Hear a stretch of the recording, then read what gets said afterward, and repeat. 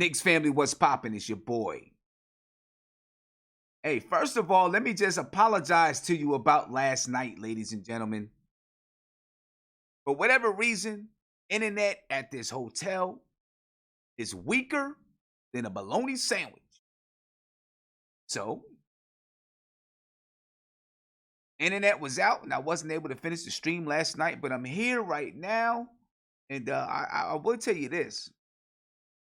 Highlights are going to be limited tonight. Because it seems like some people really coming down on us using highlights in the videos. Okay? So highlights are going to be extremely limited tonight. But hey, we're going to do what we can do. We're going to make this thing, we're going to try to make this thing pop off anyway. The Knicks lose tonight to the Philadelphia 76ers, to the depleted Philadelphia 76ers. And guess what, ladies? The Knicks are now 17-42 on the season. And, well, you already know it. There's no way that the Knicks can have a winning record this season. It's not like it was going to happen anyway. But it's not going to happen. The Knicks fell tonight to the Philadelphia 76ers, 115-106. And that brings them to 17-42 on the season, ladies and gentlemen. 17-42 on the season. The best that the Knicks could even think about doing is 40-42. So they've secured a losing record for the umpteenth season in a row. They've lost 6 in a row now. They've lost 6 in a row. What can you say? Knicks have secured a losing season once again. And, 17-41, 17-42 they are in the season. That's what it is. That's what it is. They tried to fight Philadelphia 76 tonight without Ben Simmons, without Joel Embiid. Knicks tried to fight, but just wasn't enough to be able to compete with the Philadelphia 76ers. Julius Randle, and he had a decent game. Had Mo Harkless. He came in tonight and he performed well. I'll give it to Mo Harkless on the night. You had guys like Kevin Knox, got very little playing time tonight. Frank Ntilikina, of course, is out. Dennis Smith Jr., his painful season continues as Dennis Smith Jr. went out and did not come back for the second half because of concussion protocol. So guess we'll find out exactly what that's about at some point. It is what it is, ladies and gentlemen. Let's look at the matchups and break down the matchups a little bit, and then we'll talk about some other numbers, look at box scores and all that good stuff. You know how we use. We're going to do the same thing, even though the NBA or whoever it is cracking down on us using highlights. Last night, the Knicks played last night and they lost last night. So I showed some of the highlights and I talked about the highlights, which is usually fair use. But I got a copyright infringement. Nothing bad happened, but I got a copyright infringement. So they blocked the video worldwide. So clearly tonight, you won't see many highlights. Might see a little bit, but you won't see many. The Knicks tonight said they lost to the Philadelphia 76ers. Knicks only grabbed 39 rebounds. I just find that unacceptable for this team. I find it unacceptable. You have enough players to be able to rebound the basketball. 39 rebounds? To me, that's unacceptable. There's no way that the Knicks should only have 39 rebounds on tonight. But they got 39 rebounds. 28 assists. I guess you can say something for that. Excuse me there we go. So they did have 28 assists on the night. I give them that. Only 2 steals, 3 blocks, 8 turnovers. So there wasn't a whole lot of turnovers on tonight. Philadelphia 76ers, they had 44 rebounds, 32 assists for the 70. Now, I will say, there wasn't a lot of defense being played overall. The Knicks still only scored 104 points. There wasn't a lot of defense being played overall. I mean, time after time after time, you're seeing guys go down the lane and get wide open dunks down the lane on both teams. On both teams. 76ers, again, 32 assists, 5 steals, 7 blocks, and only 6 turnovers. 76ers shot 49.5% from the field. They shot 48.4% from 3 and 76.9% from the stripe. The Knicks shot 50.6% from the field tonight. They took 83 shots. They shot 50.6% from the field. They shot 34.8% from 3. They only took 23 three-point shots. Like Clyde said, man, the Knicks, they've got to find... That's one of their biggest needs this offseason, man. They've got to find a three-point shooter. Like, Hingham, knock down three-point shooter. Lights out, knock down three-point. Got to find one this season. They don't find one this season. I don't know, man. They got to find one this season. They need somebody that can knock down that three consistently. You know, and be a real threat. Because right now, you know, right now the Knicks are on a threat from the three-point line. I mean, they shot 34.8%. It's not bad, but they only shot 23 shots. They made 8. Knicks shots 58.3% from the free throw line. Let's take a look at some of the box scores on the night, and we'll talk to some guys that's joining us in the whereby. Break down this game just a little bit further. Unfortunately, for those who are looking for me to do a front stoop tonight, I'm not going to be able to do it tonight. I tried to test out the system, and I won't be able to play the music.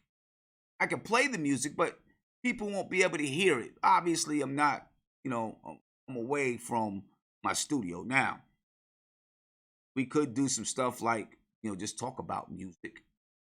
Do that. But anyway, Mo Harkless had his best game as a New York Knicks, ladies. He had 17 points tonight. He was 6 for 9 from the field. He was 5 for 7 from the three-point line. Got 71.4% from the free throw line. He had 4 rebounds and 2 assists. Decent game from Mo Harkless. Julius Randle, he had 30 points. He was 11 for 18 from the field, 2 for 4 from the three-point line, 6 for 8 from the free throw stripe. He had 10 rebounds and 5 assists. It's a good game, but obviously it's all for naught because the Knicks lost again. Bobby Portis played 21 minutes. He had 7 points. He had 1 rebound. How can you be 6 foot 11 and have 1 rebound? It is what it is. Anyway, RJ Barrett tonight played 35 minutes. He had 15 points, 6 rebounds, and 5 assists. Elfrid Payton, ladies and gentlemen. Elfrid Payton had a ball game tonight. I seen people last night complain about Elfrid Payton and Elfrid Payton sucks and keep Elfrid Payton off the team and and all of that. He had 18 points and 12 assists tonight. And he also had 6 rebounds. Now, the thing about Elfrid Payton is he's up and down. And you don't expect him to do 18 points and 12 assists every night. Right? But he's very up and down. I will say that. But I do think that Elfrid Payton can be a piece to the puzzle. That's what we're doing now, right? Adding pieces to the puzzle. Big shout out to my man Ghost Rider. Salute to you back, my brother. Thank you for hitting me up with the super chat. And thank you guys. There was somebody hit me with a super chat last night. I forgot his name. Thank you for the super chat. I didn't get a chance to read it out because the internet cut off. But you were talking about Alonzo Trier and everything. We'll talk about Alonzo Trier some more. Matter of fact, I'm going to shout you out because I didn't get a chance to do it last night. Shout you out on a separate video. Okay? Anyway, Elfrid Payton again, 18 points, 12 assists, 6 rebounds. Mitchell Robinson tonight played 31 minutes. He had 6 points, 8 rebounds, 2 assists, 3 block shots for Mitchell Robinson. Kevin Knox played 7 minutes and had 1 point. I don't know, man. I don't know. I mean, the Knicks really have to do something. They have to be smart about this kid. Send him down to the G League. Let him play down in the G League, man, because he's not making it in the NBA. Not right now, he isn't. Reggie Bullock, he played 17 minutes, 2 points. Dennis Smith Jr. only played 6 minutes. Again, he went out with a concussion. So he's been having a rough season, and it seems like that's going to continue. Wayne Ellington played 8 minutes. Alonzo Trier played 10 minutes. He had 6 points. He was 3 for 5 from the field. Damian Dotson did not play, and Taj Gibson had back trouble, so he did not play. For the Philadelphia 76ers, ladies and gentlemen, they were led by Tobias Harris. Tobias Harris had 34 points, 7 rebounds, and 7 assists. Glenn Robinson III. Is there a Glenn Robinson II in the NBA? I don't know. How many Glenn Robinsons is there in the NBA? Glenn Robinson III had 4 points. He played 21 minutes. He had 3 rebounds and 2 assists. Al Horford, he played 33 minutes. He had 15 points, 9 assists. 9 assists for Al Horford. 7 rebounds. Josh Richardson, he had 11 points, 3 assists, 7 rebounds. Shake Milton started at point guard in lieu of Ben Simmons. He had 19 points and 4 assists. Matisse Thybulle had 6 points. Furkan Korkmaz, he had 11 points. Alec Burke had 7 points. Mike Scott had 5 points. Kylo Quinn, the former Knick, Queens native, he played some minutes tonight. He played 14 minutes, had 3 points and 10 rebounds. I like Kylo Quinn. He might not have been what the Knicks needed, or maybe he is. I don't know, but I like Kylo Quinn. But anyway, ladies and gentlemen, that's the story of the Knicks game tonight. Sorry I'm not able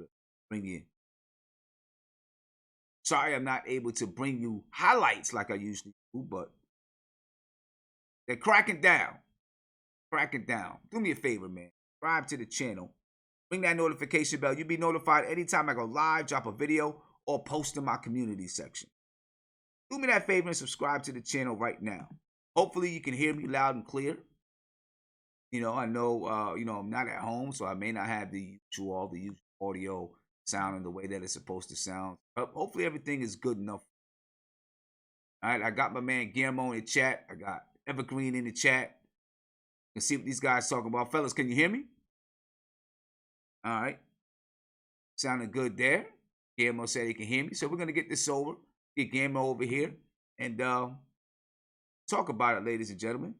Like I said, not going to be out too long, but we're going to talk about it. Guillermo? Yo, what's going on, man?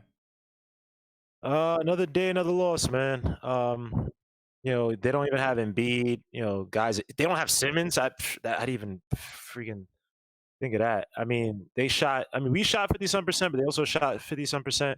I mean, it just goes to show you that defensively, we don't have the athleticism to reset. We don't have the mindset to sell out on defense. I mean, it's just sad. Like, Trier gets only 2 more minutes than Knox tonight. And still he puts up 6 points in 10 minutes. Is like, I don't know what this kid has to do to get more minutes from this team. And it's just, it's a cluster F. You know what I mean? Like, this is not a basketball team. This is pathetic. You know what I mean? Randle had 30 points tonight. I guess that's a positive. There was this nice play by RJ tonight that showed that the kid, again, I think he's not getting enough credit. And unfortunately, I think because we may never get the proper coaching for the kid, which scares me. But the kid has talent in terms of he has a mindset. He has decent court vision for, a guy a size 6'6", 6'7". You know what I mean? It's just, there's not many things you could take from this team. I mean, when we try to go on runs, look at we couldn't get back on defense. You know what I mean? It's just bad. I know people who talk about, this kid Mo Harkless had a good night tonight. I don't really care for it. One thing I'll tell Mo Harkless, man, you gotta have confidence, bro. Because what I saw tonight is one of those games where it's like, oh, I made my first three. Oh crap, I made my second three, and now I have confidence to keep doing this. And you're gonna and not saying that he hasn't been screwed over in some situations, whatever, or he didn't really get a chance. But dude, when you get the opportunity to play, bro, show that you could play. You know, when they call you a Swiss Army knife and you're not an all-star, that's not a good thing. They're basically saying that you're a jack of, a decent amount of trades, but not really a massive any. You know what I mean? And a guy of that size, I mean, his defense is, you got to want more from yourself, bro. This game should be kind of customary in terms of what you can do. Now, will you average 17 points every game and stuff like that? Probably not, but it's like, damn, you could ball, bro. Like, have some confidence about yourself. But again, the defense just plays poor. We suffer against perimeter teams.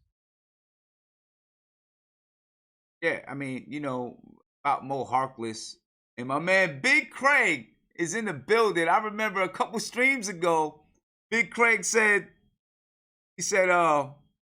same people jumping in here all the time saying the same things over and over. And I said, Big Craig, well, you're welcome to come in. So welcome, my brother. Thank you for joining us. Welcome into the video chat, man. I'm Mo kind of Hark, confused. What are we supposed to say? The Knicks are losing. What are we supposed to say? what is who's what? I mean, I don't know, but I mean, Mo Harkless. Mo Harkless he's just a role player. That's it. I mean, and that's what role players do. They don't have the full confidence all the time, I guess. They kind of they got one thing that they do well, I I guess. get, I, I, I I guess. I get it. don't It's know. I just mean, I'm looking for anything, Sim, man. This team is just depressing, man. It's like where's the light at the end of the tunnel? Like, it'd be one thing if it was like, all right, we have a new coach. We know he's going to be here next year. He's trying to build some with these new kids. You know what I mean? And then even now, because of stupid Steve Stout, the guy is not even coaching with that mindset where, okay, maybe he might run things a little bit different. And we can at least see from the kids are going to be here next year. You might say, all right, he was coaching them this way, and whatever new coach comes in, now they have somewhat of a blueprint to build off of. And it's like, you know what I mean? You're still not playing trade. Like, okay, I know Fizzo's not here with his stupid sayings and stuff. But like, bro, if the kid is coming in and producing, man, like him or not, you're talking about a meritocracy. You want guys to be like, all right, if you do this, you do that, you're gonna get playing time. I mean, what the hell does this kid have to do to get freaking playing time, man? Like, you're obviously playing favorites because Knox is still playing. I'm not saying Knox play a lot. He only played 8 minutes tonight, but in the past, this kid's been playing 20-some minutes here, 20-some minutes here, and producing nothing. Trier comes in and he produces. Like, this is why walk-ons don't make it because they don't. I mean, I know the whole scholarship stuff and blah blah, but it's just like the politics, bro. Politics destroy sports, and you see it's clear cut. Like, what else do you want from this kid, man? So I don't know, man. It's pathetic. It's well, not a let me get basketball. to let me get to Evergreen and Big Craig, and then we're gonna talk about some other things. Switch up the topics just a little bit. All right, Evergreen, what's going on, man? I started to not even show up, Sim. To be honest with you, I went to the Yeah, game tonight. I started to not show up, man. There's a new era of Knicks fandom, and it just makes me happy that my son's a Knicks fan because he's out there screaming on people. People screaming, "Let's go Sixers!" He's like, "No, let's go Knicks!" and he's screaming at fans. So that was good, but okay, the loss was abysmal. right. I don't care how close we are. I don't care how many threes Mo Harkless hit, which I was actually really excited about seeing Mo Harkless hit like that. But I can only add on what Guillermo was saying about ISO, man. It's like, holy crap, what do we got to do to get this guy to take, the ball should be running through him when you put him in the fourth quarter. And I'm starting to second think my ideas of like we keeping Miller because Miller did some weird thing where RJ Barrett was running the point and he had ISO in at the 2, Reggie Bullock in at the 3, and then it was Randu and Mitch, and then he subbed out RJ and put Elford in, and then right after he subbed that, like the very next dead ball, he just subbed out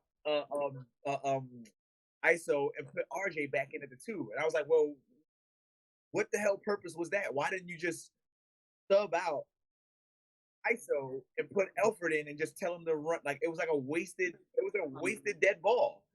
So I'm trying to figure out like what is this team doing? Like what is he doing right now? You know, what is Mike Miller doing right now to make this team be able to use their skills and exploit their skills against these players? And it's like, holy crap, dude! Like it almost felt like, you know, when I'm watching the game from up top, it really felt like uh, uh, I'm so perplexed. Excuse me. It really felt like David Fizdale all over again, like with these weird lineups that he was doing. And it's like, what purpose did it have? What purpose did it have? So let me ask you again, this. Go ahead. Let me ask you this, because and first let me give a shout out to City for Real. Said, Sim, we are in the same rut we've been in all season long. We can't hit free throws, can't get the defensive stop when we need it, and finally unleash Zoe, and it don't amount to nothing. I mean, I'm about to ask you this question, Evergreen. The only thing I would say to that, City, is just because you unleash Zoe, I don't think that means that it's automatically going to equate to a win, right? I mean, if you want Zoe to be a contributor in winning, he would have had to have been playing all season long so that he can, you know, you can figure out what his role is on the team, right? And how he fits in and how he fits in with everyone. You know, so I think just putting him in a game doesn't mean now you're going to start winning just because you put him in a game. You know, it's more than that. You know, but let me ask you, Evergreen, you know, because we talk about lineups, you know, right? We would talk about lineups with, obviously we talked about lineups with Coach Fizdale. We're talking about lineups now with Mike Miller. When you have a team that is imperfect and you have a lot of players who are one-way players, right? They're either offensive players or they're defensive players. Don't you think that you're going to be moving that lineup around a lot because you're trying to find something that works?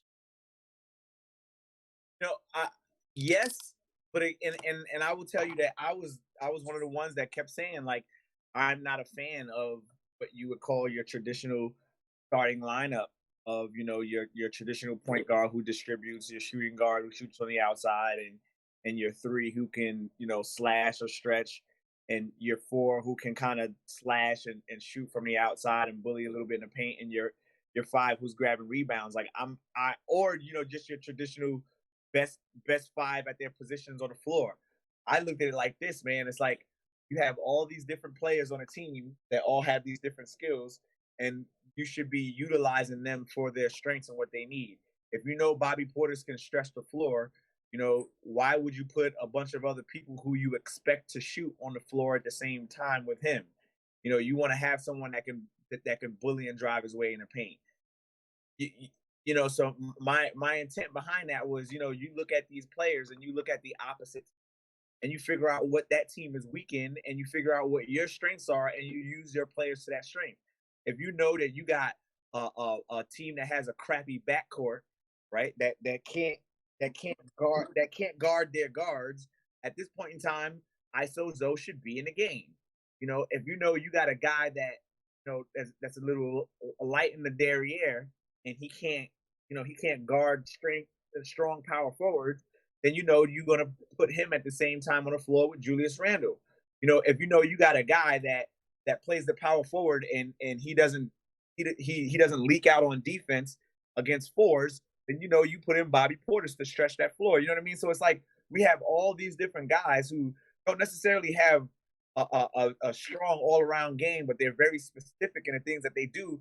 But neither Mike Miller nor Coach Fizdale looked at it and attempted to exploit these players off their strengths.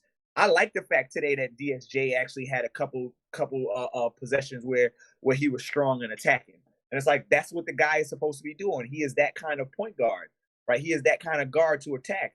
But it's like we haven't been doing any of that and using any of these players to their strengths. It's almost like this guy is trying to, you know, between Miller and Fizdale at this point, they're trying to pull out skills from these players that they don't have. We don't need RJ to be sitting up in the corner trying to shoot spot up threes. We know the boy can't freaking shoot, right? We don't need ISO sitting in the corner waiting when it's time for him to get the ball. Give him the ball at the top of the key and allow him to work and do what he does. His nickname was ISO Zoe for a reason. We need Reggie Bullock to be running around slashing, right? So it's like we have these skills and these players aren't being utilized to their skills. So I don't know if it's just in the game thing. They get in the game and they're not attempting to utilize their skills, or if it's like, is this the game plan that Mike Miller has put together? So it's a bit frustrating, and it's even more frustrating seeing it from the top because you get to see it from a whole different view. You can kind of figure out, everything is quiet, so you're forced to really concentrate on what you think the coach is doing because you don't hear the commentators and Mike Breen and all these other guys talking and kind of narrating the game and allowing you to see extra things. So it was very frustrating to see, man. It was very frustrating to see. Even when we got that little spurt where Mo Harkless hit those threes, and then right after that, it was just like, what is Mike Miller doing? Why is Mo Harkless getting substituted out and he's the hot hand? So it's like, what the hell is going on here? I don't know, man. I'm very frustrated. I'm almost ready to go to sleep. Nah, I feel you. I feel you, man. So what do we want to see from the rest of the season? And we have 24 games left. Like what can we see? And let's forget about winning, right? What can we see from the rest of the season that's going to make us say, okay, all right, we feel comfortable with something that's happening? Okay, got it. Here's what I think. Number one, Kevin Knox should not be playing a three. I've said this multiple times on this platform before. Kevin Knox is not a three. He is not mobile enough to guard your threes that slash well. Kevin Knox should be being prepped to play the four. Let him be prepped to play the stretch floor. He needs to develop a quick dribble drive jump shot and not that dribble drive floater right hand layup thing that he does because it's his only go-to move. So Kevin Knox needs to play the four, right? Next step is DSJ needs to come in and he needs to be an attacking guard. And if he's going to be an attacking guard, then he needs to be playing with a shooter, right? If he's going to attack, he plays with a shooter. And that shooter that he needs to play with at any time has to be Wayne Ellington because he's the best shooting guard that we have as far as percentage is concerned. If not Wayne Ellington, then Alonzo Trier, okay? At the four, at no point in time do I want to see Julius Randle bringing the ball up. Like, if he gets the rebound, he needs to sit there and plant until the point guard comes back to him. I don't want to see Julius Randle shoot another three-pointer. I don't care how many he makes because he should not be stretching the floor. He should be doing isolation in the paint plays only.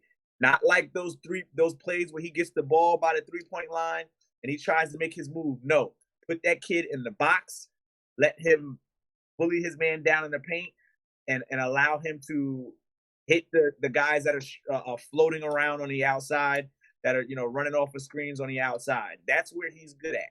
He had a couple of good plays today that he did that where he was in the paint and he kind of bullied his way up and drew a bunch of fouls.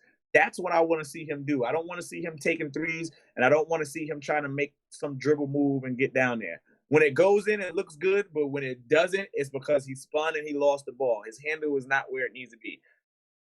I think Bobby Portis needs to, develop a better post game and another mid-range jump shot.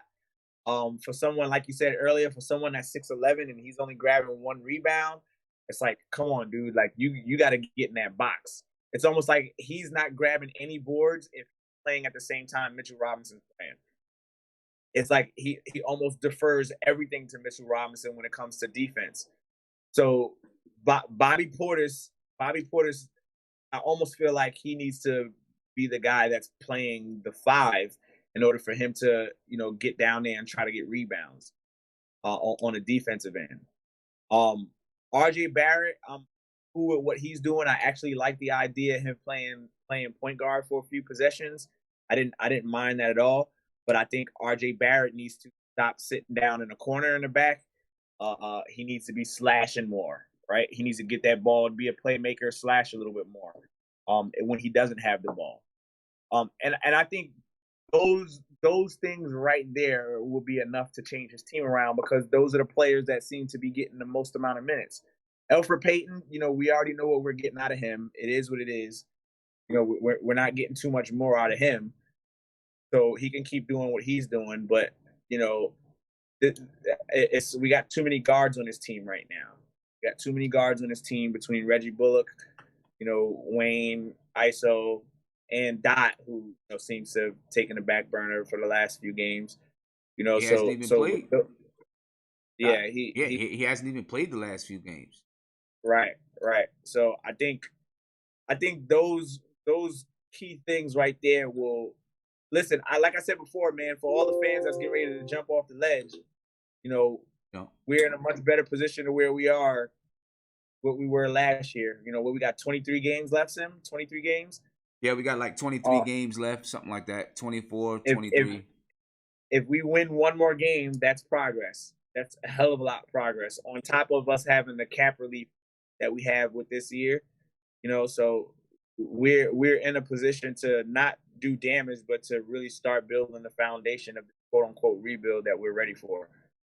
So we can waive a bunch of players that are on these option contracts and make something happen. So I'm just really worried about trying to figure out what this vision is, and I'm very excited for Monday with hearing what Leon Rose has got to say about the team and what he wants to do. But as far as this season is concerned, what I mentioned, I think will be solid fixes for the next couple games. I honestly think that we can win 7 more games throughout the rest of this, based off of the rest of the schedule that we got right now. Okay. 7 more games. That if we won 7 more games, that'll put us at 24 wins. Right. I think we could do 24 wins. Okay. Well, with that being said, I was expecting one of those 24 games, that Charlotte game, and clearly that didn't work out. But I think we can beat one of the stronger teams, get one strong win from one of the teams that are over 500 that we got left. That'll be a sleeper game, and the rest of the season, I think we can win. I wasn't expecting to win this game at all. Even though Ben Simmons was hurt, even though Joel Embiid was out, I wasn't expecting to win this game still at all. But I think we can still pull out 7 more games throughout the rest of the season. But again, I would be extremely happy with one more win. That's it.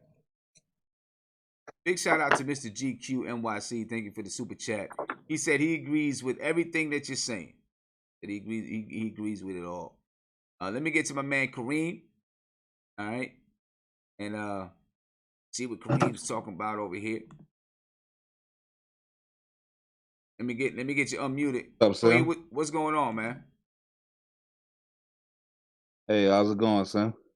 Pretty good, man. I'm just I doing see you what I got the can do. Rocket Fives, Evergreen. I see you. Just doing what I can do, definitely. man. I see you. It sound like you underwater in the closet right now. I see you like in the bathroom doing the show and all of that.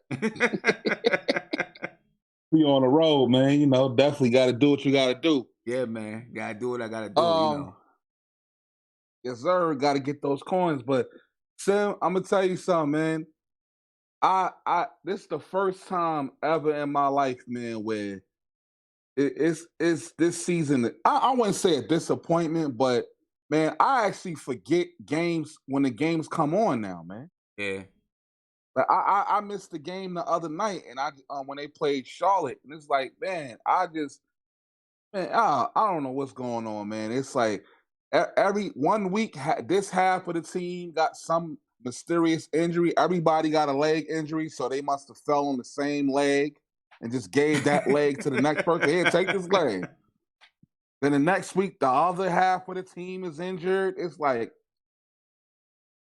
I'm like, man, I guess we don't, I don't know, man. I don't know what to think of this, man, but it's just, it's just catastrophic, man. I don't know what's going on, man. It's really, but everything turned out to be so opposite than what we expected coming into the season. Not that we expected playoffs or the team to be just, super great, but just everything just turned out to be so opposite of what we expected. But let me ask you this. We got 25 games left or something like that. What are we, 17 and 42? So 17-42. So we got 23 games left on the season. Mhm. Right. Moving into that offseason, we're gonna have a high pick in the draft. What We are the got 3 biggest? first-round picks, right? We got 2 first-round picks. Okay. Got 2 first-round picks. We got the Los Angeles Clippers pick, and we have our pick. What are the biggest issues we've got to address this offseason? Obviously, we know we need a GM. Well, because I'm assuming because it sounds like Scott Perry's going to be out of the picture, right? So then we're going to need a GM, and then we're going to need a coach. We know that. But player-wise, basketball player-wise, what are the biggest issues we need to address this offseason? Well, I think honestly, we need to draft. I know a lot of people say they want LaMelo, and everybody keeps saying, not everybody, but the talks in the land is, the Knicks want this scoring point guard. So I feel like we should draft a point guard because I don't have faith in any of the point guards. And I know even though Alfred Payton is he's a veteran, it's like, dog, it's like you ain't learn how to shoot yet. I have no faith in the point guards. I don't even know if Frank is a point guard. I don't know what he is. I know his defense is there, but I don't know where he should be. I think, and I think we should draft a big man to help Mitch. I feel we should do that. And honestly, man, I think we need to let a lot of these options go, man. I think that Iggy needs to come up from the G League because he's cooking right now. I think he needs to be brought up, and I think Kevin Knox needs to go down because I feel like we keep letting Kevin Knox go this route, he's gonna lose confidence altogether. He needs it to slow down for him. Man. He needs to go to the G League because he looks completely lost out there. I don't know what's going on. I remember Mitch Robinson threw him the ball. He threw him the ball in the paint. He wasn't even expecting the ball. It was like he was daydreaming. And the funny thing, I was reading an article about Kevin Knox, and he says, that his confidence never left. And I disagree with him 100%. I don't see the confidence in his game at all. So if he's saying that the confidence is there, then he's lying. It's false confidence.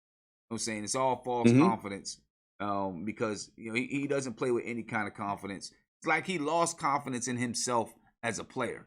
That's what I'm seeing from Kevin Knox. I mean, but personnel wise, a point guard, obviously, you really got to clean up the glut guard wise because that's part of the problem when we talk about players not playing. It's such a glut there, and we all thought that there were going to be some bigger moves by the trade deadline. I think most of us thought that we were going to be in a decent position, not a playoff contending position, but a decent position, right? Where where we felt comfortable, like okay, they're making some strides, and then there were going to be some moves to clean up the guard spot, to clean up the forward spots, and to really round out the roster and make it seem like a legitimate NBA roster, right? I think we all thought that that's what was going to happen by the trade deadline. They moved Marcus Morris. Everything else is the same. And, I mean, you moved Marcus Morris and you brought in Mo Harkless, so you still got the same gluts in the same areas.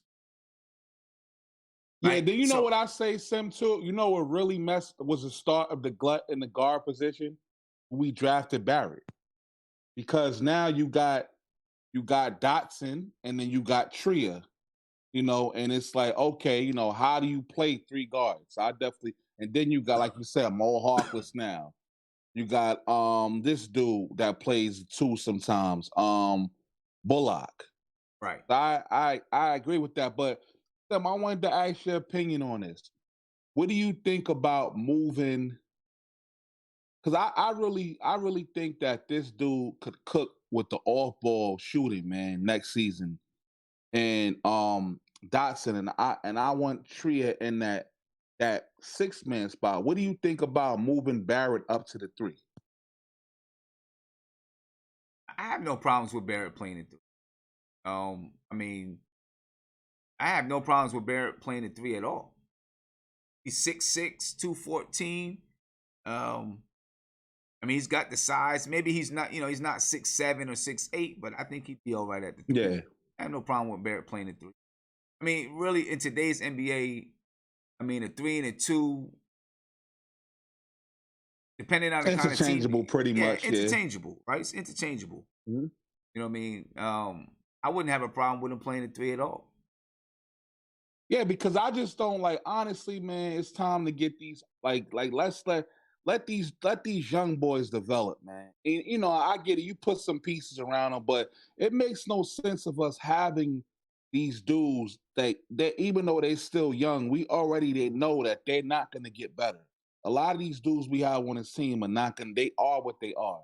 They don't have the drive in the world to get better. They would have been better already.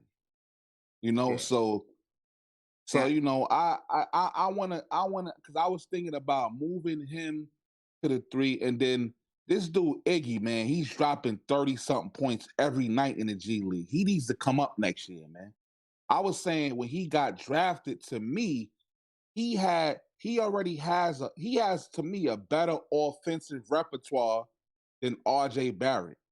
He has moves. Right. You feel me? Now see the thing with Iggy is actually on the roster. Yeah. Right? He's not a two-way player. The two-way players are Kadeem Allen and Kenny Wooten. Kenny Wooten, right? Right. Yeah. Kadeem Allen and Kenny Wooten. So Iggy is actually on the roster. They're just not bringing him up to play yet. Not bringing him up to play, yeah. But he's actually on the Knicks roster. So I guess we'll see there. Now I just seen what's his name in the chat. James Sanchez in the chat said that RJ is a 3, right? And he should have been playing at the 3 all along. That's what I see with him. Probably so, yeah. I see 3 when I see him play. I see a 3. Right, because see, this is me, but the way I picture a 2 different, right? RJ, Damian Dotson, a 2 guard. Yes. Right? Wayne Ellington, a 2 guard. And I'm just talking about style of play right now. You know what I'm saying? Like running off screens, catching and shooting. That's to me, that's a 2 guard. That's a shooting guard to me. You know what I'm saying? RJ Barrett, yes. I mean, a 3 a lot of times in the NBA has the ball in their hands. They kind of do a lot of things that are multifaceted, right? And a 3-man is your Swiss Army knife. Can shoot, score the basketball, can get assists, can rebound the ball, can be a ball handler, can play off the ball. RJ can do all of those things. Mighty Nick said RJ has no moves. You don't need to have fancy moves. LeBron James don't got no moves either. He's just stronger than everybody. You don't need to have moves. RJ going to the basket is like automatic money. The way this dude's body control, I'm like, how is he making those layups and getting to the rim? You feel me? Yeah. But Sim, real quick though, because I don't want to hold you up too much longer. Now, me asking you about moving RJ to the 3. Right. I think that Kevin Knox would benefit more being in the 4. Oh, well, yeah. I mean, the reason why I say that is because he won't have so much. I think him having so much ground to cover as a 3 is hurting him. It's too much for him. It's too much real estate for him. It's too much real estate for him. I feel like when he gets on that block, and on those wings, and he can make off-ball movement to the basket, he's effective. But when you try to get him to catch the ball up top and then come off of a screen and try, it's too much for him right now. Right. I agree. I always thought just looking at the size of his body, he may be thinner now, but when he grows into his body, he is going to be a stretch 4. That is what he's going to be. I've always thought that. That's what he's going to be. He's going to be a stretch 4. You know what I mean? And you know what else I see with him too, Sim? One thing I got to give him credit for, he can find people when he's very good passer in that wing area where the slashes are going to the basket. So that's a good sign. That's why I'm like, this dude is a 4. He's not a 3. Nah, no, he's not a 3. It's not a 3. It's too much for him. Too much for him. He can't. You know. It's you know. It's not. It's too much for him. He can't. You know. You don't want him thinking too much. Right. And that's every time he goes out and plays, man. It's just a bunch of thinking, man. Yeah. Thinking and daydreaming. You should call it. Now, B-Baller for real said Knox's body. B-Baller for real said Knox's body is not ready for the 4. I mean, you know, he may not be strong enough to deal with 4s right now, but you know, I think his natural position is going to be. I think his natural position is going to be the 4, though. Guillermo, I'm coming to you, Guillermo. Guillermo, I got a question for you. You hear me? Sure. Guillermo, you hear me? Of course. I hear you, Sam. I hear you. Can you hear me? Yeah. I gotta watch. I gotta watch to make sure Guillermo don't, I gotta watch. I really gotta let Guillermo know that I'm coming to him because, Guillermo come off and say something crazy that'll get the whole YouTube shut down or something. But oh, do you gonna blame me on that? Oh wow, that's grimy, man. I'm just saying. Oh Lord.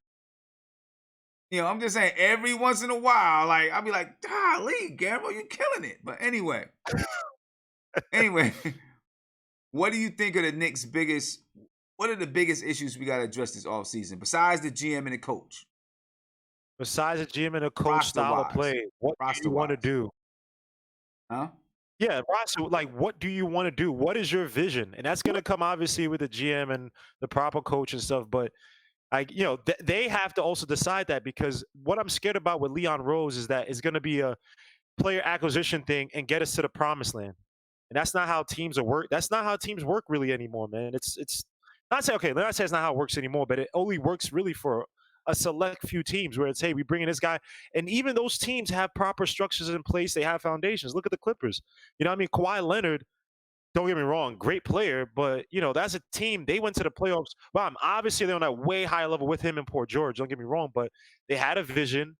They had a freaking foundation. They had the blueprint to what they wanted to do. They're able to execute it. And so when you bring in the free agents, it's not, hey, I'm only coming here to get for money and my career is going to die out. We're never going to win. There's still players who do want to win, and you can't come to the Knicks wanted to do that with what we have now. So those guys have to get that in place first and foremost. Forget about acquiring guys.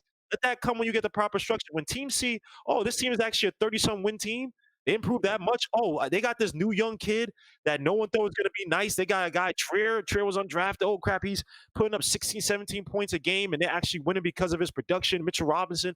When players see that, because nowadays, obviously, players don't want to suffer too much for the most part. They want to go into situations that are winning situations. So Leon Rose needs to worry more about that versus, oh, let me try to schmooze Giannis or AD to come here, because it's just not going to work. It doesn't work for the Knicks. When was the last time we really had a big free agent like that besides Melo? And that was, we traded the whole farm for him. Look where that led us to. One playoff series, nothing else. So they have to have the proper blueprint, no matter who you bring in. Because look, we can have guys, we can say, hey, we're going to draft this guy, and he might be the wrong guy for the system. He goes someplace else and kills it because he fits in their system better. And it's like the Knicks are just, we have never, outside of what Donnie Walsh is trying to do until the whole Melo trade, we've never did that. We never run our team like a legit basketball team. We should run our basketball team almost as if we don't have money, if that makes sense. Like, we have to work the ground up. Like, we only have money for coaches and front office guys for scouting. It's basically like your parents telling you they only have money for they don't have any money for like PlayStation or anything. They don't have money for food and like one thing of clothes for the school season. Other than that, we don't have to worry about all this other crap that just doesn't do anything for us. Like, money, what the hell is that going to do for us? So that's what we need, man. I'm tired of getting all these coaches that, oh, they could work, they go on a streak and blah, blah, blah, blah. Oh, this player, oh, yeah, he's good, but you know what I mean? It's trash. It's trash, man. All right, let me ask you this. Would you, if you're Leon Rose, would you just take and break this thing down to the bare bone?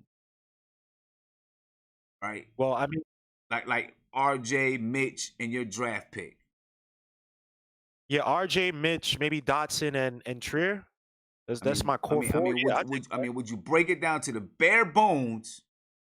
Just get rid of everybody. Break it down, not everybody, but keeping those few young guys we mentioned. Break it down to the bare bones and just start from there. Would you do that? Because listen, you have the ability to really break it down. I mean, you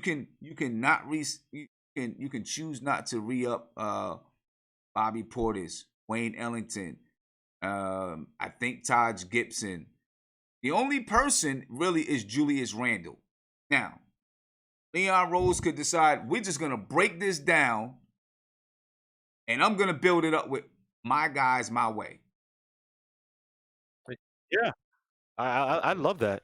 Do you think he What will?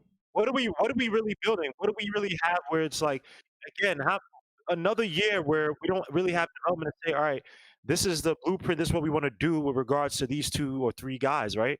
Right now, even those guys you mentioned, whether it be the 2 guys or the 4 guys I mentioned or 2 guys you mentioned, all we looking at really is just raw talent. And those are it's relatively, I know it sounds crazy, saying cheap talent in regards to, say a guy like Randall or, Portis. You know what I mean? You have relatively cheap talent. They're young. They're under contract for however many years. So it's like, yeah, those guys are controllable and they're still moldable. So yeah, I'd agree. If he wants to break this down and he has proper stuff in place where Dolan's not coming in and saying, hey, you got to hire Allen Houston to do this, or you got to hire Joe Schmuck to run this. Let Leon Rose run. If that's the case, I'm not the biggest fan of the hire per se, but if he wants to do that and he hires the proper people in place, the proper basketball people in place that say, hey, we've done this and we've done this for this team, we've done this for this team, we know how to scout, we have the European scout, we have the college scout, and we know what we know what we want to run with the guys we're looking at. Yeah, I have no problem with that. Knicks fans, this is why I don't like what they do in the media who doesn't know anything. This is what the media does, Sim.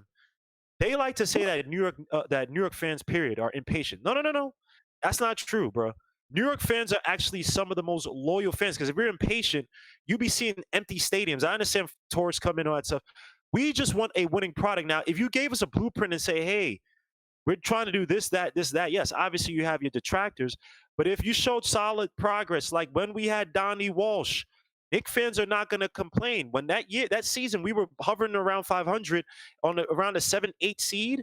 I didn't hear a lot of Knicks fans complaining because you saw what Donnie Walsh was trying to build after he cleaned out all those guys. Remember, Donnie Walsh cleaned out Zachary Randolph, who went to have basically a borderline, I don't say Hall of Fame, but he was making an All-Star almost every year with the Grizzlies. People, oh, why'd you give him up? Jamal Crawford went on to be one of the best 6 men in the league. You know what I mean? Eddie Curry, he fade away, whatever. But he got rid of a bunch of guys that you could have literally said, why can't you win with those guys? Because they're very talented. And he stripped that down and he had something to build. So if you go back to that in terms of you have these core young players and you want to build with them. And the thing about it's also important, RJ Barrett, you don't want draft picks to think that they're entitled or to have the wrong mindset going forward. You want these guys to realize, hey, look, all that stuff we were doing before, we're cutting that crap out. All the stuff we're doing in our front office, all the stuff we were doing not Scott Perry, what's this guy's name? Steve Mills and Fizdale, all that stuff. All that stuff is being cut out. We're starting new, and we're going to work on accountability. We're going to work on a meritocracy. We're going to get the right coaches, get the right systems in place. We want to win. This is serious basketball. We don't care about the that's what they need to do, and let RJ. And I'm pretty sure RJ is going to go along with it. But all the new guys that come in that get drafted, they're going to have the attitude to want to fit in. Guys that are coming in now, Sim, that are free agents, they're coming here looking like, yeah, I'm just going to make my money. Julius Randle, I know it's my opinion. Julius Randle, you have a bunch of guys who are not trying to play any system, any coach trying to build anything. They're just trying to do their own thing. So I agree with you, Sim. Or I agree with that notion to strip will he do it? That's the question. Will he do it? Who knows? I mean, Isaiah. Never mind. I'm not coming to Isaiah. Look like Aunt Jemima's boyfriend. All that. I don't know what he's doing. Light, I'm coming to you, Light, man. I don't know what Isaiah. Hey, Light, what's going on, man? What's good with you, man? Another day, another dollar.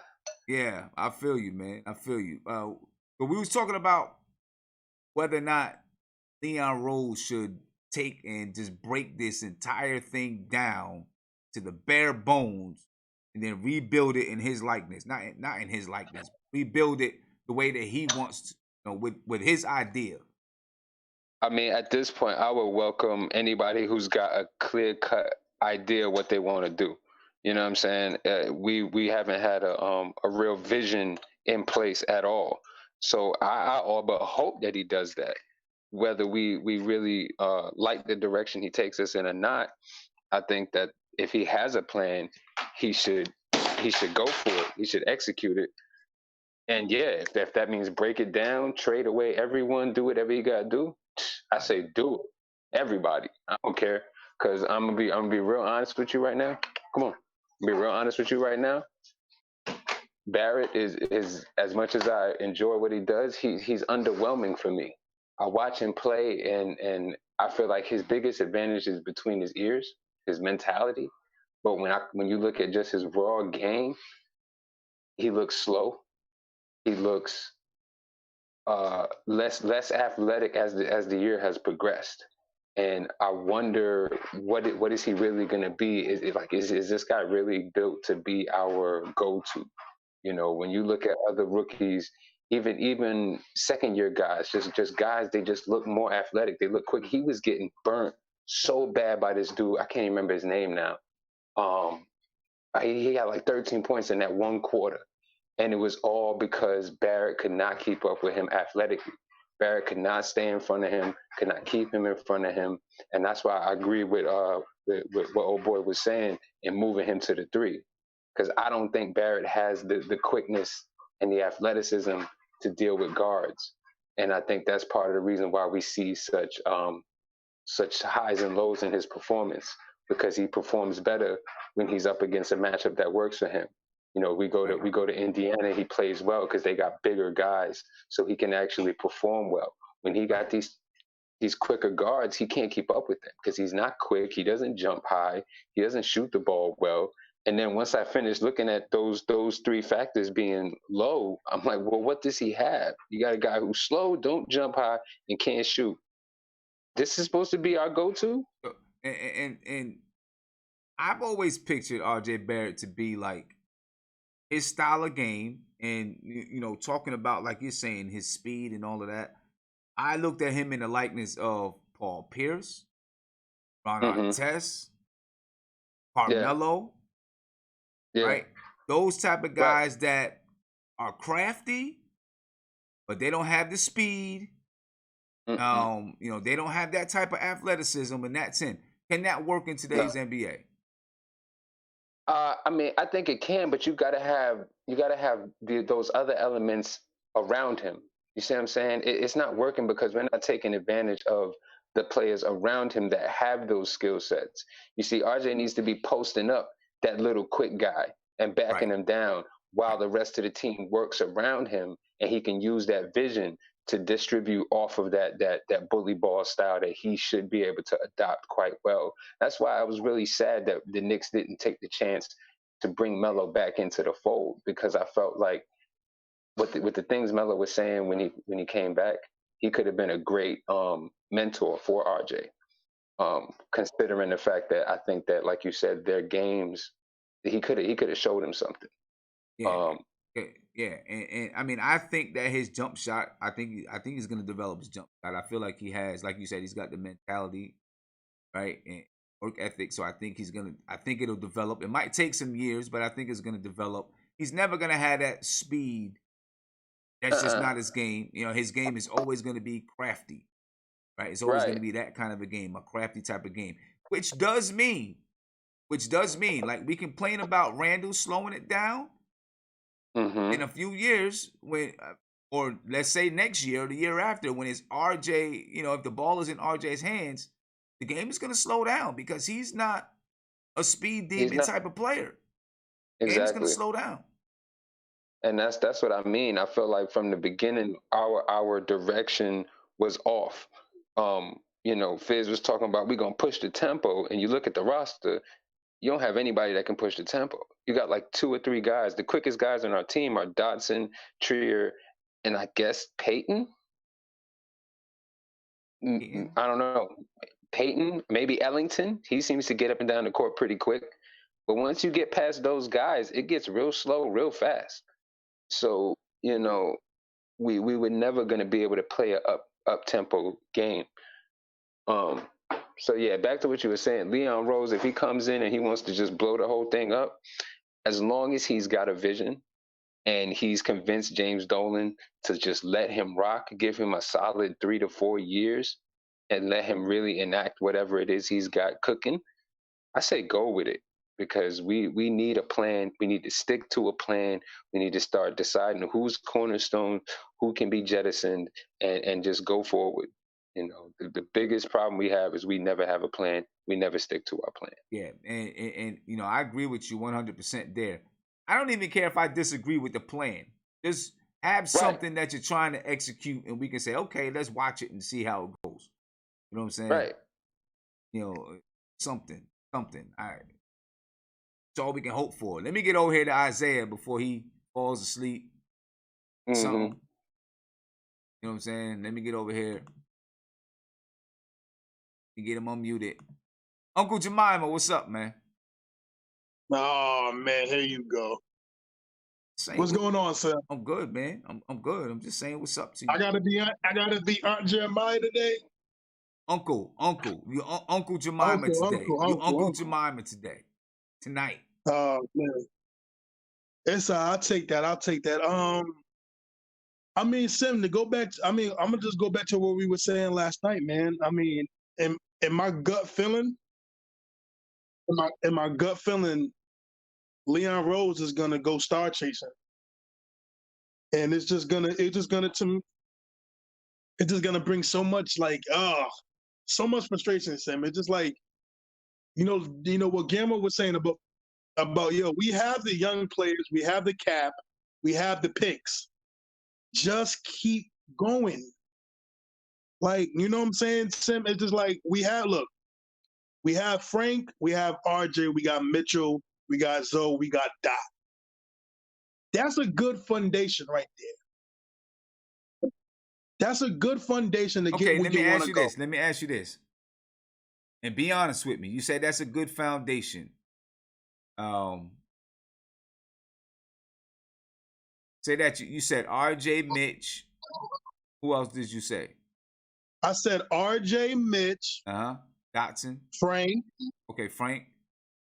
Dotson. And Zoe. So take that 5. Let's take that 5 and put them on the floor today. What happens to the Knicks every game with that 5? Like, where do you learn? I mean, where do you really think that 5 would go? Let's say that they played, but let's say that they played together for 5 years. Is that 5? Yeah. I mean, is that really a foundation? That's what I'm asking. Is that really a foundation? In my personal opinion? Yeah, that's what I'm asking. Is that group really a foundation? I mean, I believe they can go somewhere. I believe that that those 5 pieces right there, that those guys are the ones that play unselfish basketball, that play defense, that move the ball. Yes, that can be a foundation. I believe that can be a foundation. I wholeheartedly believe that. I'm not sure. I mean, I don't know. I'm not sure. Because this is the reason why I say it. Hold up. This is the reason why I say that. Because we complain that, you know, there's older guys getting playing time over the young guys, right? We complain about that. And I get it. I understand it. I'm not going into that argument. That's not the argument I'm going into. This is the argument that I'm going into. Why does RJ Barrett start? Because he's a very good player and he deserves starting minutes. Yes, exactly. Because he's a good player and he deserves to start. That's why, right? Because he deserves it. He's earned it. He deserves it. He's better than other players that's at that position. Okay. When you look at, you know, and why does Mitchell Robinson get the minutes that he gets? Well, now I believe that has to do with coaching and certain things. Yeah. Mitchell Robinson's been getting minutes all season long. A lot depended on whether or not he was in foul trouble, right? Mitchell Robinson's been playing. Why? Because he's a good basketball player. He deserves to play, right? Over C-rated starters, okay? Because that's what we have on the floor, C-rated players, basically, at this point. Have C-rated But players. Sim, But hold wait, up. can I But say wait a something minute. else, Wait Sim? a minute. Just listen. You're talking about these 5 players being your foundation. Okay, Mitch, RJ. Well, Okay, you kind of hold put up. you're No. putting words in Listen. my mouth, No. Sim, because Stop. Come on, Uncle Jemima. Listen. All right. If you have some players, to me, that can't earn their way to consistently start over C-rated players, right? And with Mitch is a little bit of an outlier because of, some things, but that can't consistently get playing. Like, I know people say, well, Mike Miller's just not playing Damian Dotson, but let's be honest. If Damian Dotson was really, really, really, really good, he'd be playing consistently. Well, hold on, Sim. Let me say this. Hold on, because I think I wholeheartedly believe you're wrong when it comes to Damian Dotson. Listen, no, stop. No, listen. Damian Dotson, one night to give you 18, one night to give you 3. I mean, it's nothing wrong with it. That's the way it goes. That's the way players develop and grow, right? If he goes to another team, he's not going to be a starting shooting guard, and he may get the same amount of minutes that he gets on the Knicks if he goes to another team. RJ Barrett goes to another team, he's probably going to get a lot of playing time. Maybe he doesn't start on a better team, but he's probably going to get a lot of playing time. What I'm saying to you is, can you really say that these guys are your foundation if they can't legitimately crack the rotation and have a standing spot in the rotation without us having to complain that it's the coach's fault?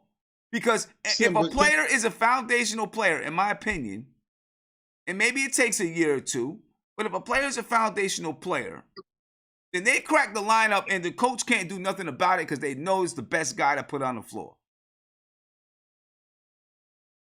That's the way I feel about it. You know what I'm saying? Can I respond? So I feel like, some of these guys, we like them, we fall in love with them. I like Frank Ntilikina, and I think that he can be a good piece to your puzzle. I don't know if he's your foundation. That's something different to me. Foundation. Same thing with Damian Dotson. I think he can be a good piece to a puzzle. I don't know if he's your foundation. I mean, that's the way that I see it. I see the foundation as something different than what Frank Ntilikina is, at least right now. Go ahead. So I'm gonna be honest with you, Sam. I don't really like how you're approaching it, because I think you have foundation as I don't want to say you thinking like a superstar level. Nope. But to me, well, hold on. Let me share my opinion about it. I believe that when I say foundation, I'm seeing Frank, for example, Frank. I see Frank as a Draymond Green type of player. He's not Draymond Green. I said that he's a Draymond Green type of player. Okay, type of player. Type of player. He's Draymond Green. I say he's a Draymond Green type of player. He's a Draymond Green type of player, which Draymond Green is a foundation player. That's why I put Frank in that kind of section as well. But just because someone is the same type of player doesn't mean that they're a foundational player like that other person. And a lot of people can be the same type of player. That doesn't mean you play at that level, or you're going to play at that level. What does foundation mean to you? Foundation means the building blocks for a team, for a good team, for a great team. So what I'm saying is, though, Frank would be part of a great team. I believe that would be part of a great team. I believe Zoe can be part of a great team. RJ can be part of a great team, and Mitchell could be part of a great team. Those type of players that I just named right now, they don't look good because they're just young. But if you give them time, you give them repetitions, and we get more players, once I did say that, we have draft picks and we have cap, those players can be part of the foundation to be a great championship team. That's what I'm saying. This is what I'm just saying. These 5 are not the final 5 that's going to be on our team. We have 7 draft picks. We're going to have high draft picks. We're going to have these players. No, I get that. What I'm saying is, and Jason in the chat, I do not think every player on the roster has to be a superstar player. As a matter of fact, I am the person who is farthest away from every player needing to be a superstar player. I'm farthest away from that. So that's a mistake with what you just said. But what I'm saying to you, to me, like you said, foundation is the building blocks. to me, the foundation is what you put the building blocks on. Right? I do think Frank Ntilikina is a building block. Damian Dotson is a building block, but a foundation, you put the blocks on top of the foundation. That's how strong your foundation has to be. You get what I'm saying? You put the blocks on top of your foundation. Right? You have a foundation, and then now you got more building blocks that goes on top of the foundation. Damian Dotson, Frank Ntilikina, pieces, building blocks, not foundational pieces. That's me. That's just what I'm saying. That's how I feel about it. I do not think that.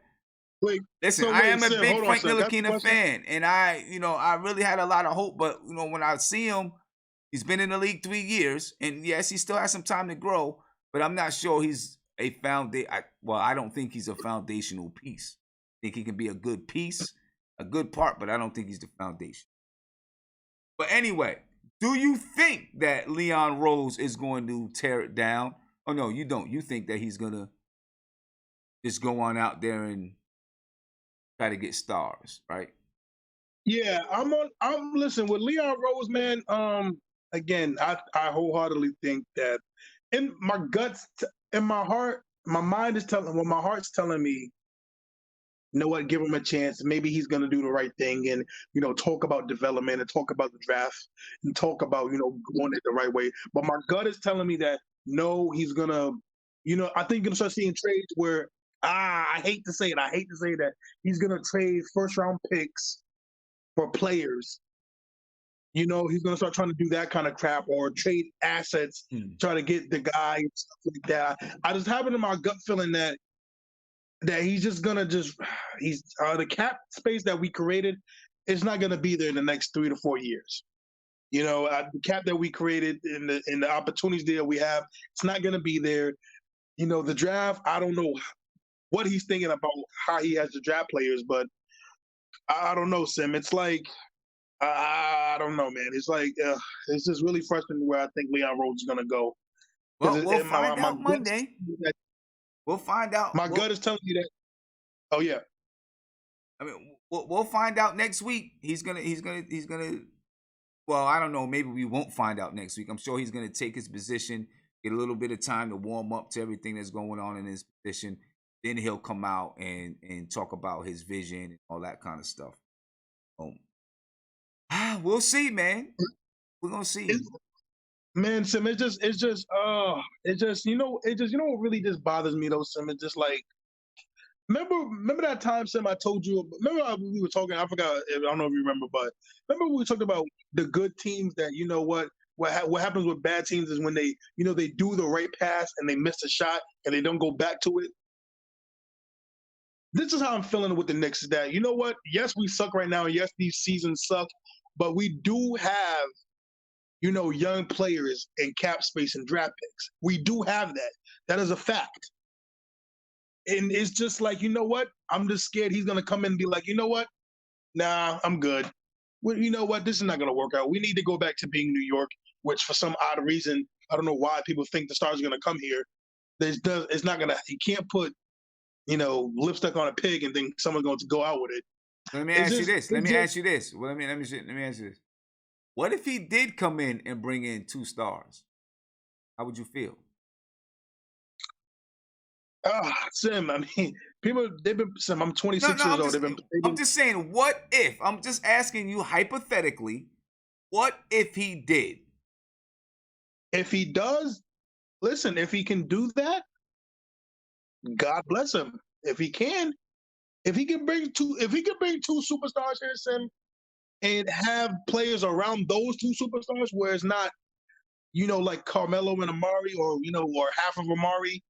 And these are 2 superstars, top 10 players, at least 2 top 15 players on the same team and on their way to win a championship. If he can do that, God bless him. I will 100% support him. History's telling me it's not going to happen. I'm just asking you because I'm going to tell you the truth. This is just my opinion. Even if he did bring in 2 superstar players, I wouldn't feel like it was necessarily going to work because I think and I feel like the structure has to be in place because even if you bring in superstar players. Listen, Isaiah Thomas brought in Stephon Marbury. He was a star at the time, right? He was one of your top players in the NBA, and he tried to bring it. Now, he didn't have a whole lot of players around him, but the culture and the structure and everything was so bad. You see the way that things went. As far as, all the stuff that happened, MSG being sued and all that kind of stuff. Even if he did bring in some superstar players, while, temporarily, I'm going to be happy just like everybody else and excited, but I would still feel in the back of my mind like the structure of the organization isn't strong, and that, it may not last. That's the way that I would feel about it. So I don't know. Big shout out to City for Real. Thank you for the super chat once again. He said, our foundation starts when we draft a legit point guard. That's definitely the first step. But all in all, the teams that supposed to beat us won, plain and simple. I mean, I agree with you. It does start. We need a point guard. We need a legit point guard that's going to be able to run this team, or at least be trained to run this team. I agree with you 100%, man. But see, we're not far from Leon Rose taking hold of that office, ladies and gentlemen. Coming up pretty soon. In the meantime, folks, I want you to do me a favor. Subscribe to the channel. Ring that notification bell. You'll be notified anytime I go live, drop a video, or post to my community section.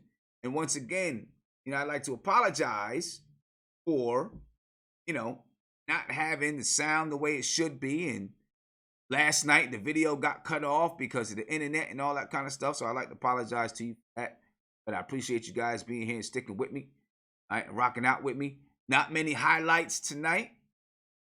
And it may be like that for a little while. We'll find some other things to put up, or maybe a couple small highlights here and there. But it seems like the NBA, they're cracking down. Got to be careful. They're cracking down on these highlight type things. Now, one thing I do want to put out there, and I want you guys to mark this date down. Put this date down in your Google calendars. Okay? June 20. Let me make sure I got the date right, because I don't want to give you the wrong date. There's going to be an official flyer that comes out for this probably within the next 2 weeks or so. But mark this date down. June 27th, 2020. We're going to have a charity basketball game. It's going to be in Queens. Right? A charity basketball game in Queens. We're going to be raising money for the Metro Queens Boys and Girls Club. All right, and it's going to be one or two things. We're still checking out all of the logistics. It's either going to be one full court 5-on-5, basketball game, or it's going to be a 3-on-3 tournament. We're checking out all the logistics to see which one is going to be best. And get this, is going to be streamed live on Sportscaster. We're going to have sports announcements. The score is going to be on air and everything. Is going to be pretty dope. So if you play ball, be on the lookout so you can sign up. All right, and we'll have all the rules and we'll have all that information there so you can sign up. We'll need a lot of participation. We'll need some people to be announcers. We'll need people to be scorekeepers. We'll try to get some people that's going to interview the players and stuff like that. So we can, it's going to be, the whole get up is going to be fun. And it's all going to be raising money for the Metro Queens Boys and Girls Club. So be on the lookout for the information regarding this date, June 27th, 2020. 2 days before June 25th will be the draft. So I'll be in New York. I should be in New York for the draft. And then we'll have our basketball game on the 27th. And for those, if anyone wants to volunteer to help do some camp instruction, we may even have a camp for some of the kids earlier that morning. So just be on the lookout for that information. It should be coming out real soon. All right, I appreciate you guys, man, and I hope you guys can make it there. Check us out. We're really trying to, do this and make it nice and raise some money for Metro Queens Club. So hopefully you guys can make it out. June 27th, mark it down in your calendars. All the official details will be coming pretty soon. All right, but ladies and gentlemen, I'm going to get over here and let these guys get some last words in because I'm about to head out. I got Matter Conference, doing an institute, tomorrow's the last day. So I got some stuff to prepare for tomorrow, so I can get back home and get to my regular studio, so I can do the things I want to do. I wanted to do a front stoop tonight, but the service is just not good enough to do what I'm supposed to be doing. All right, so I apologize. I will do a front stoop tomorrow night, and I'm gonna try to make up the music review maybe on Saturday or Sunday or something like that. We'll see when I can make it up. All right, but I apologize. I can't do it tonight. Really wanted to do it tonight, but it's just the internet's not gonna work with me to do what I'm supposed to do for this evening. So check me out for that front stoop tomorrow night. I'll definitely be on the front stoop. Okay. And you will get the notifications, so make sure you check that out. We'll get back to these guys, man, so we can get a last word in. First, I'm going to come to Gomes. All right, we got Gomes in the chat. I'm going to come to Gomes. Then I'm going to let these other guys get their last words in, and then we'll head on up out of here. My man Gomes, man, I'm coming to you, bro. Gomes, what's going on, man? Oh.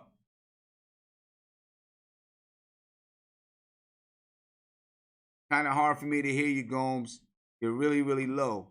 Might have to, and my internet's not working good, so it might be kind of rough one tonight.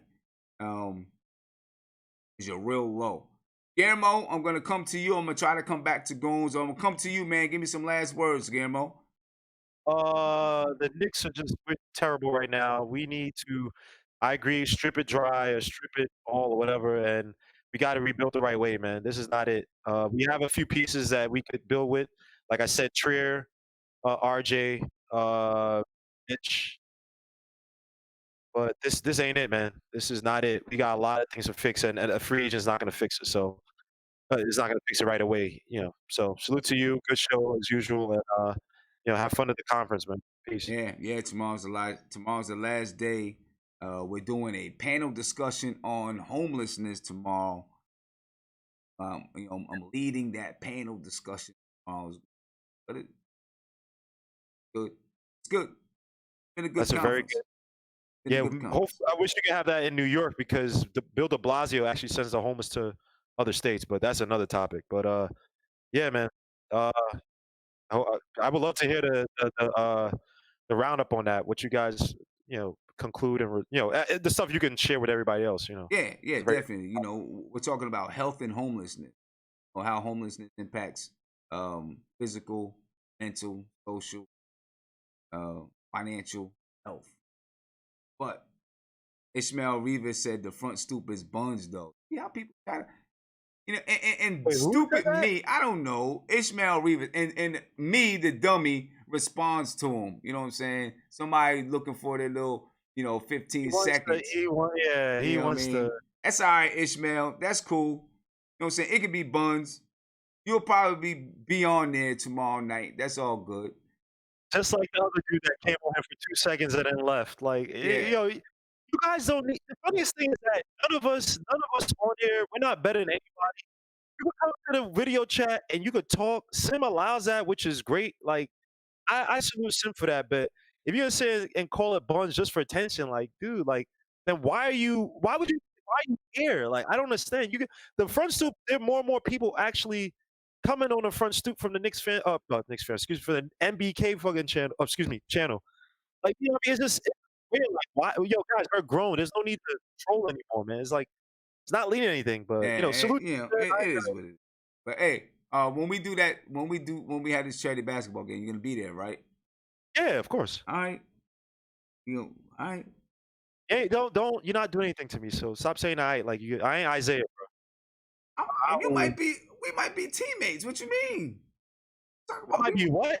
So we might be teammates. I don't know. Oh, okay. All right. I just want to make sure you ain't trying to talk trash, like, because you try. It sounds like your voice trying to size up my game, like, bro. It ain't. Nah, I ain't Isaiah, bro. Man. Isaiah. See that? Look, he challenging me. I wasn't even challenging him. I'm just like, he's gonna be there. He's challenging me, so all right. I'm just saying. I know my main opponent is Mark, but it is. Yeah. All right. Well, let me get out of here, man. Let me get to these guys. Get the last word in. All right. Evergreen, get the last word in real quick. All right. I wanted to also add. You asked me questions about what we can do to make the team better from a player standpoint. When Mitchell Robinson gets that ball at the top of the key, he got to shoot that jar. He's got to start shooting. Yeah, no doubt, definitely. So, but with that being said, Sim, that's all I got. We need to build. You already know what I'm talking about when I say we need to build. Yeah, man. I'm gonna hit you up. Emails. So did you already listen? I didn't get a chance to listen to it in my headphones yet. I just listened to it through the phone, but okay, through the phone speaker. I'm gonna put it in my headphones tonight and check it out. Okay, cool. Yeah, do that, and then we're working on something else as well. So this sidebar conversation. We'll talk later. But yeah, Mitchell Robinson needs to start shooting.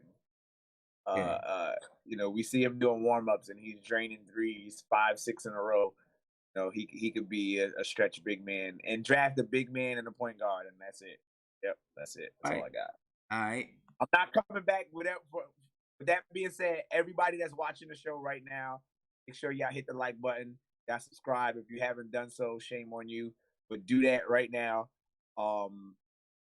Feel welcome to come on here and join. I know the people that are on this panel right now, we talk to each other often on this show.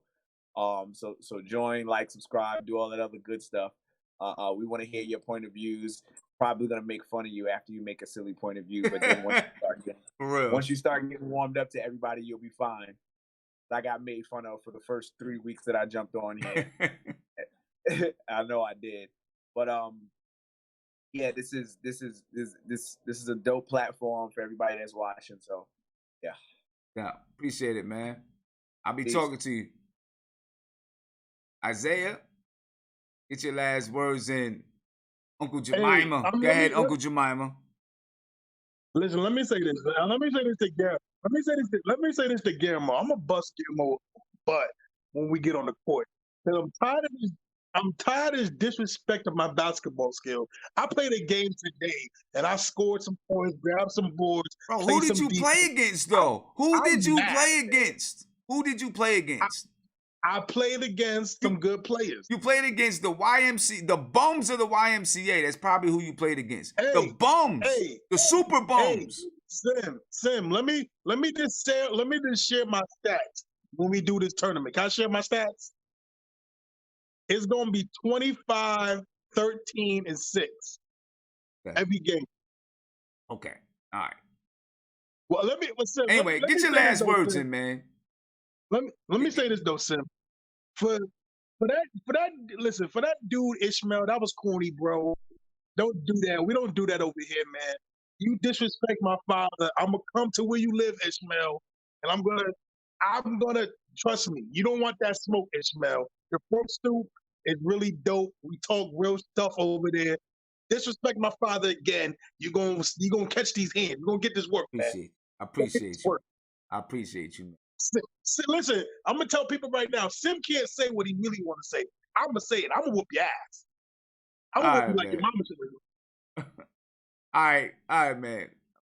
Get out of here. Light, go ahead, man. Give me some last words, man. What the hell? Hey, give me some last words, man. This. People gonna hate when you're doing something. If you think it's trash or it's whatever he said, well, I don't even understand what buns mean. That's something that ain't no slang I'm up on. But if he think it's buns, he could get in there and share his 2 cents and elevate, right? But if he ain't gonna do that, he can stay where he at. Otherwise, other guys is irrelevant. But yeah, as far as the Knicks are concerned, I agree with Evergreen. We need to expand Mitch's role. That would be nice to see. We ain't got much time left in the season, so now's the time to go ahead and if you got him, smoke him. So shoot it, toss it up there, put them all in there. I think we need to draw up some dudes from the G League. Bring Ivan Rabb up. He just had a monster game. Bring everybody up. Open the floodgates. Send the bums down. I'd be sending vets down to the G League because who cares? For real. What difference does it make? You know, they playing for themselves anyway. Julius Randle really bothered me with him leaving the court without giving an interview because he didn't play in the fourth quarter. That was. Yeah, I read that he's been doing that the last 3 games. He's been that's wild, childish. That's wild childish. Yeah. Alonzo Trier is in his second year, and he's shown more maturity than this dude who's making all the money and still got mad minutes and played. You know what I'm saying? He had buckets in that game. So you crying for what? Right. I I'm with you don't on that. I don't have no respect for that. Anyway, you. man, peace to you. Peace to everybody who came out to join us. Absolutely, everybody needs to hit the like, hit the subscribe, share it on your Facebook, do something because this need to grow and we need to help it grow. Appreciate your dedication, bro. All right, man. All right, man. Stay Appreciate up. it. Peace. Peace. Gomes, I'm gonna get us one more go, man. Yeah. Are you There able to you hear go. me? There you go. There you go. Nice and clear now. Yeah, sure. So, one point I wanted to make about your conference. I feel that the term homelessness is ridiculous. It should be houselessness because house is a physical thing which you don't have. Home is a feeling. So, Okay. Oh, yeah, so it was one of the point. George Carlin, one of my favorite comedians' statement. So, just wanted to make the point of that. That's a good So, point. That's a next, good point. yeah. Coming to the Knicks. So, what I feel about the Knicks is if you see all the dynasties which happened. For example, after the NBA ABA merger, that is 1979, I think. So, after the 1979 season, the Lakers have won 10 championships. Out of those 10 championships, the first option or the second option on the championship team was a guy who was drafted and developed by the Lakers. Cool. Same with the Spurs, 5 titles. Same with Warriors, 3 titles. Same with any damn dynasty which happened. So the Knicks, see, the main problem with Knicks is they are trying to be like the 2004 Detroit Pistons. Just luck out one year, reach the final, somehow win it. Next year, somehow reach the final, lose it, and then we are done. So that's the level we are thinking at. We have to think like 5 years, we have to be in the finals consecutively. That is the level you have to go. So for that, your first and second piece should always be somebody who is drafted by you. That can go to 5 years continuously finals because you can less in the when they are in their smaller scale contracts. So that's why development is the key. It doesn't matter if even if you Kemba Walker. See, the whole problem with Nick, if you don't get Kevin Durant and Kyrie Irving, you will go for Kemba Walker and maybe Drummond or like something like that. So that is the level we are willing to stoop to just reach the playoffs. So that is not at all required, and I feel that is what Leon Rose is going to do. He's again gonna do the 2011 kind of thing again. That is why that is what my heart, my brain, everything is saying. So that's what you think Leon Rose is gonna do? Is gonna bring it back to them years, trying to. I hope not, man. I hope not. I hope he has another thought in mind, man. I guess we're gonna find out soon enough. Because he's an agent as well, so that is what is making me even more inclined to that thought. Because he's an agent, and agents are people who are not actually brainy; they are just hustlers. So they're just deal makers. So at the end of the day, they just want to do something quick. They are not very planned and very composed people. Yeah, nah, I feel you, man. Hey, Gomes, I'm gonna head out because Yeah, I sure. got a lot of stuff to get to tomorrow. Sure, man. Sure. All right. I'm Yeah, glad sure. I was able Have a to great get day. your word in. Sure. All right, but I appreciate you. I'm gonna log off so I can get some rest so I can finish up this thing tomorrow. All right. Yeah, sure. All right. Appreciate it. Appreciate it, Gomes. Have a Thank good you. one. Have a good one. Yeah, have a good Ladies one. and gentlemen, I appreciate you guys for being on here with me tonight. And for those who are wondering what the front stoop is, putting a link in the chat where you can check out the channel. You can subscribe to the channel. Subscribe to the channel, man. We're gonna be on there tomorrow night. Talking hip hop, society, and life. So if you are a hip hop fan, subscribe to the channel. I got the link there right now. Subscribe to the channel. Join us as we tomorrow night is going to be a general front stoop where we just kind of talk a lot of hip hop and talk about music and talk about things going on in the world, the stuff. Right? Jada Kiss album comes out tomorrow. So that's definitely going to be a topic of conversation. So make sure you join the front stoop, ladies and gentlemen. Again, I'm putting it in the chat. Go subscribe to the channel, ring that notification bell so you'll be now notified when I go live tomorrow. All right? Anyway, I appreciate you guys. Thank you for being here with me. And I'll be back in my studio tomorrow. So appreciate it. Have a good one. Have a great Friday. And I'll talk to you guys tomorrow night on the front stoop, man. Peace.